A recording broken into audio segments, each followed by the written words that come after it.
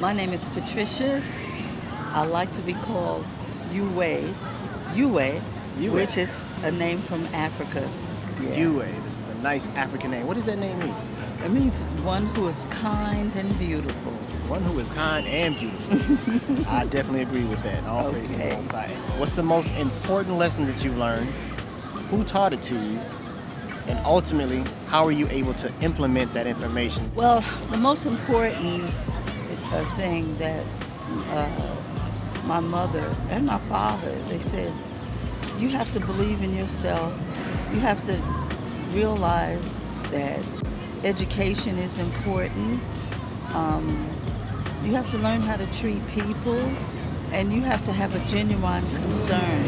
You can't just be straddling the fence. You have to be real because this is a real world. And being that I grew up, basically going to schools that were predominantly all white, I had a hard time because I always was quick to speak my mind, how I felt, and everything. And my father said, if you're going to speak, you speak the truth and you speak it right. And before you do anything, make sure that you've looked at the situation, studied it, and you can let them have it like they should have it. Which meant that I couldn't just be saying, accusing people of saying it's because I'm black.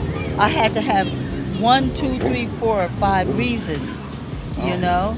So that was important to me, but I had to really start, believing in myself. I became depressed my second year of high school. And then finally, it took one brother who was reading a Muhammad Speaks. And I looked over at him, and that bothered me. And that's when I really began to research things. And I still had to believe in myself. I was at all of the marches on Washington. I was on the bus in Montgomery. And my dad didn't want to let me go because he was a little afraid.